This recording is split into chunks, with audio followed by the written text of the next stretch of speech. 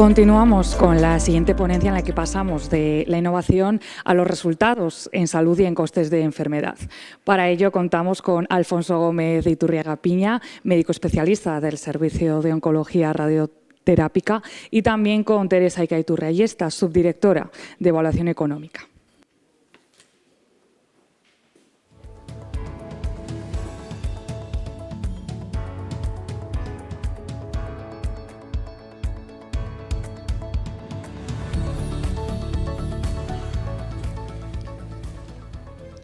Bueno, buenos días. Es un auténtico honor tener la posibilidad de presentar nuestro proyecto de medicina basada en el valor en cáncer de próstata en Redacción Médica, y me uno a los agradecimientos de la directora gerente, de la subdirectora de Innovación y del hospital en general.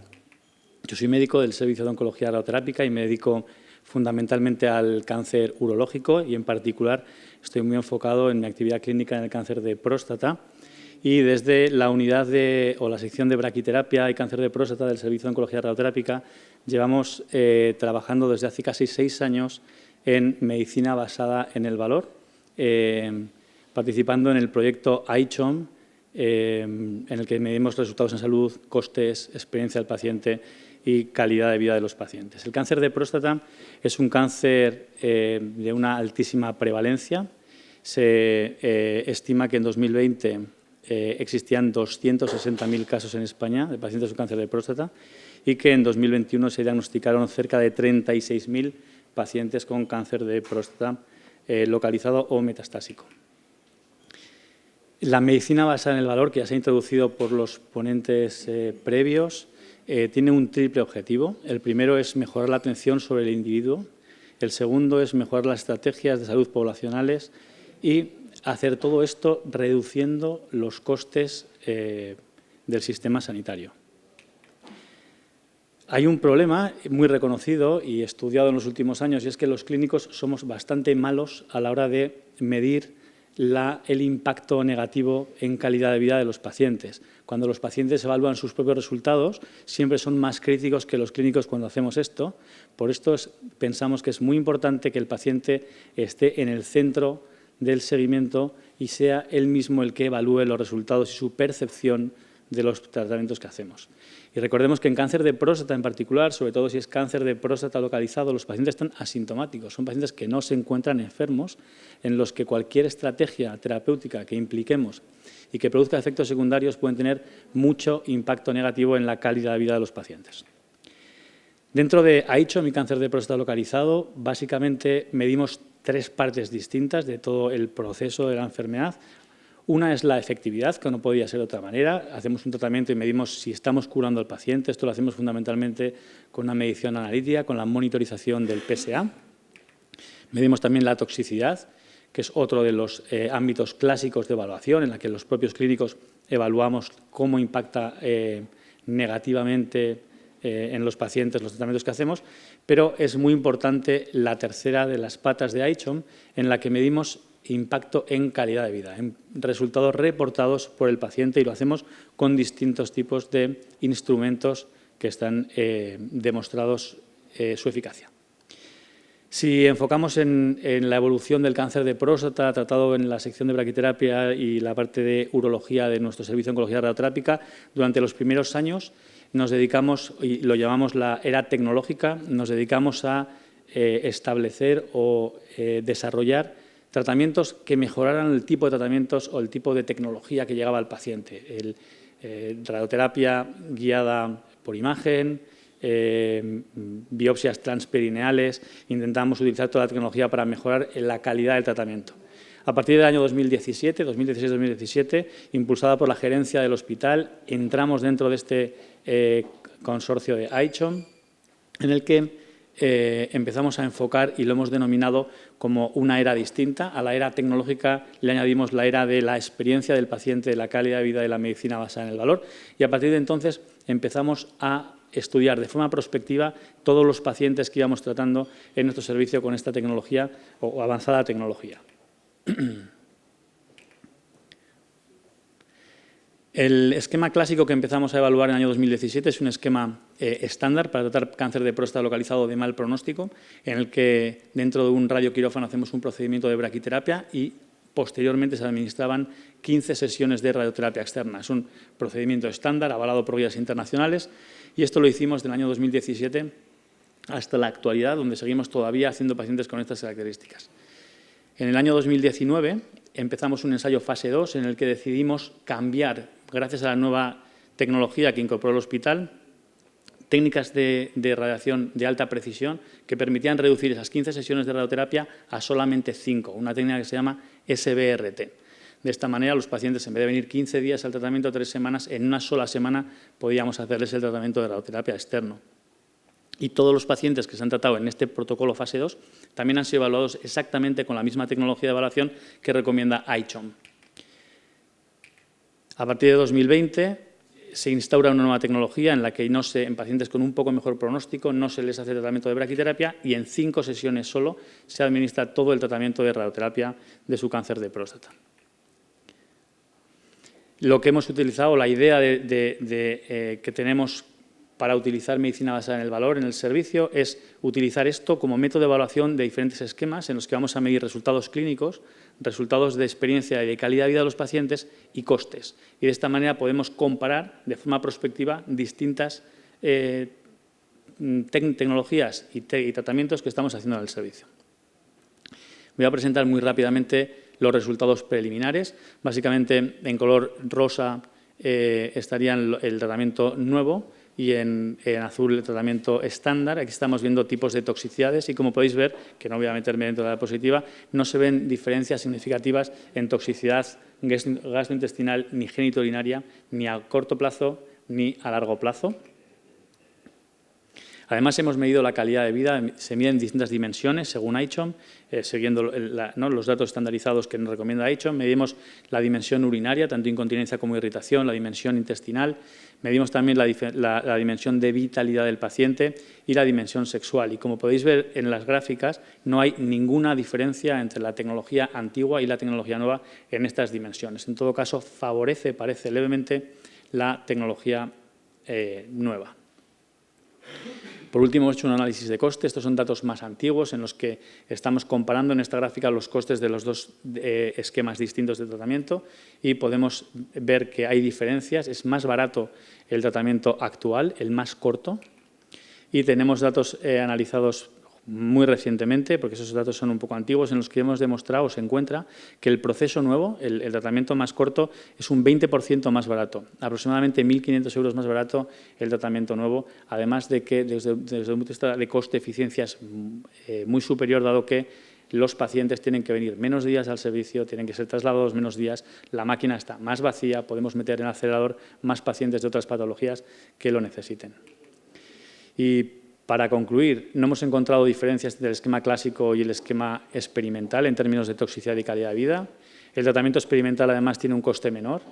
Si con un poco más de seguimiento, que aún no lo necesitamos, porque el cáncer de próstata necesitamos seguimiento a largo plazo, encontramos que no existen diferencias en cuanto a control de enfermedad, entonces el nuevo tratamiento estándar pasará a ser el tratamiento experimental evaluado por esa tecnología de medicina basada en el valor y ICHOM. Y esto es todo, es que ricasco. Muchas gracias.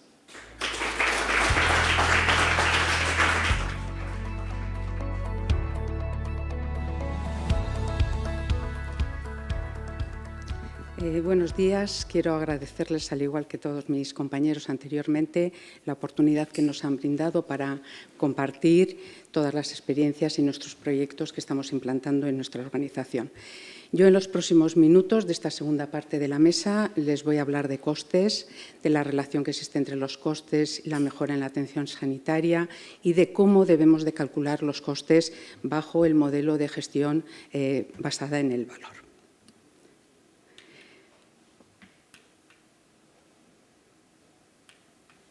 Bien, cuando hablamos de valor, ese es el reto al que nos enfrentamos los gestores. Queremos aportar valor a los pacientes.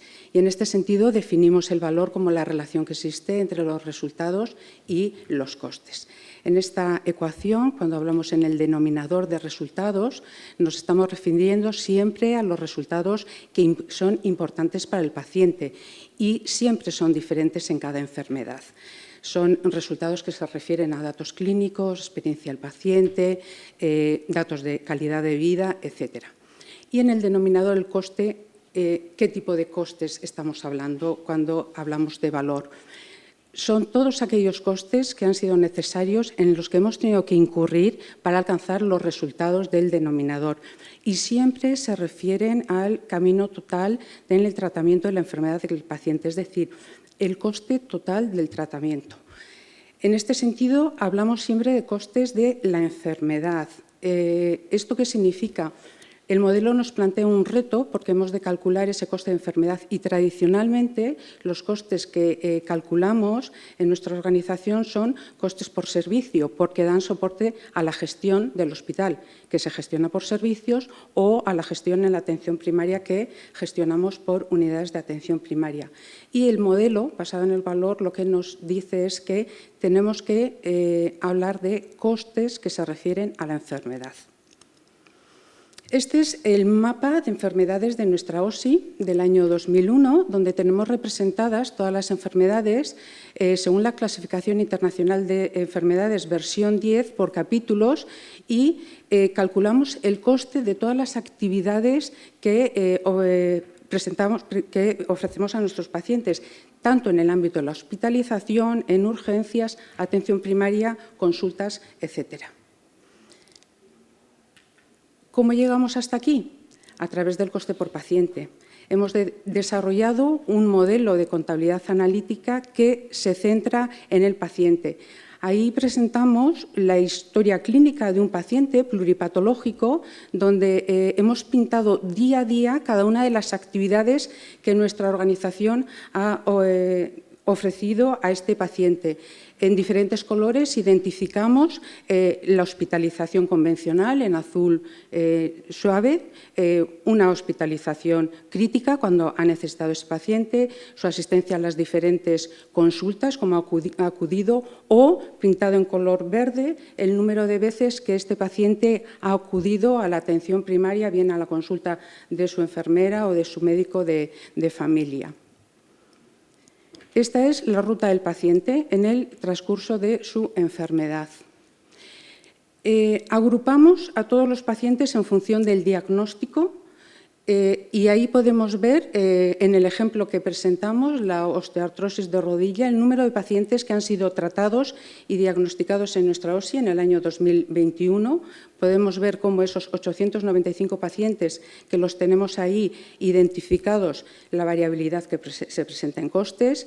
Podemos ver, siempre que realizamos un estudio de costes de la enfermedad, ponemos el foco en los factores de costes de cada una de esas enfermedades, que estamos viendo ahí en el gráfico inferior de abajo, como en esta enfermedad el factor coste quirófanos o la prótesis son relevantes.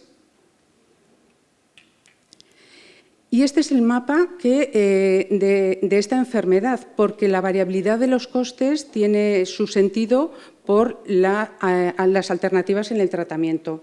Hay diferentes tratamientos para tratar una enfermedad. Ese es nuestro mapa del tratamiento de la osteoartrosis de rodilla. Pero la clasificación de costes o la estructura de costes es diferente por cada una de las enfermedades que tratemos. Ahí podemos ver cómo en la enfermedad del ictus es relevante el coste de la hospitalización y o de los estudios radiológicos que se hacen a cada paciente.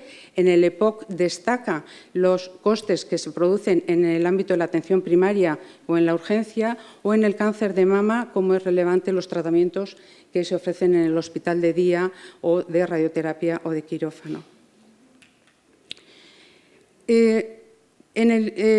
Para concluir esta primera parte, podemos destacar que el modelo nos exige implantar una serie de proyectos que hasta ahora eran desconocidos, porque si queremos conocer el valor que aportamos a cada paciente, necesitamos conocer los costes de la enfermedad. Y en cuanto al modelo, nos exige el reto de que tenemos que exige una transformación real del sistema sanitario. Para finalizar, vamos a ver un vídeo donde se puede observar nuestro sistema de información de costes por paciente y costes de la enfermedad, que está en un entorno web. Ahí hemos seleccionado como ejemplo la enfermedad de la osteoartrosis de rodilla y vemos cómo calculamos los costes en todos los ámbitos de atención, hospitalización, atención primaria, etcétera. De esos pacientes que hemos atendido, conocemos en qué tramos de edad se produce el mayor coste, qué porcentaje de hombres-mujeres hemos tratado, y ahí conocemos el coste medio del tratamiento durante un año de esos pacientes, de cada uno de ellos que están ahí anonimizados. Vemos la variabilidad, los factores de coste relevantes y todos los costes en todos los procesos de atención. Si focalizamos y estudiamos la hospitalización de estos pacientes, vamos a ver que el coste medio en el proceso de hospitalización con la intervención quirúrgica que hayan tenido estos pacientes y su prótesis ya se eleva hasta 8.000 euros y un poco más. Y por cada uno de los años, como ese coste medio va creciendo en torno a un 5% del año 19 al 20, del 20 al 21. Volviendo a los costes del año 21, de los pacientes que han sido intervenidos, ahí vemos la estructura de costes de estos pacientes. En el gráfico de barras están representados uno a uno cada uno de los pacientes y lo que podemos estudiar es un paciente medio, ese coste medio, en qué factores de coste son más relevantes. Así podemos ver que estos pacientes por término medio han estado 2 horas en el quirófano, han tenido una estancia media de 4 días. Hay un paciente que ha requerido un cuidado crítico y ha estado ingresado en una unidad de cuidados críticos y conocemos de cada uno de estos pacientes qué tipo de componente y qué tipo de prótesis, con el coste de cada uno de ellos, que ha recibido este paciente. Igualmente, los estudios de radiología, ya vemos que prácticamente el 100% de los pacientes en su episodio de hospitalización se les ha realizado una placa de rodilla porque todas se costean y calculamos el coste de todas las actividades de cada uno de los pacientes. Ahí vemos la evolución del coste medio de los pacientes en el episodio de hospitalización y cómo se van intensificando en algunos factores de coste el consumo de cada uno de ellos. Vemos un paciente, en este caso hemos seleccionado el primero que estaba ordenado por mayor coste, que es el que ha requerido una atención crítica, y si analizamos un paciente tipo muy cercano al coste medio, ahí vemos la prótesis que se ha implantado y el coste que ha representado el proceso quirúrgico y no solamente el proceso de hospitalización, sino que nuestro sistema nos permite incorporar la atención que ha recibido este paciente en otras áreas, como en el ámbito de las consultas, la urgencia, si es que ha venido este paciente por este diagnóstico a la urgencia.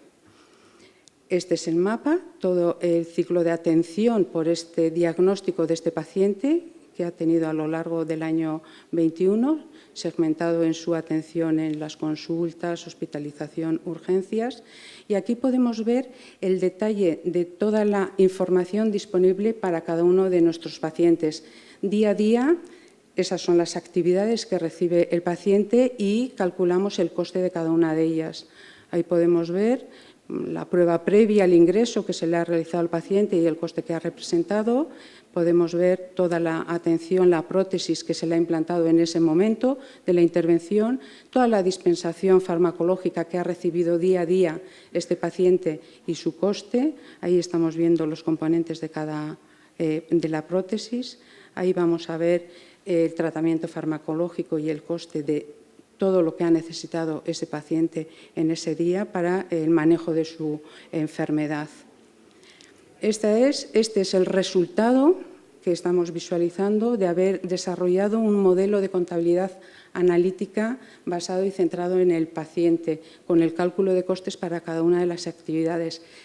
De esta manera es como incorporamos el denominador a la ecuación y aquí empieza nuestro trabajo para calcular y gestionar el valor. Muchas gracias.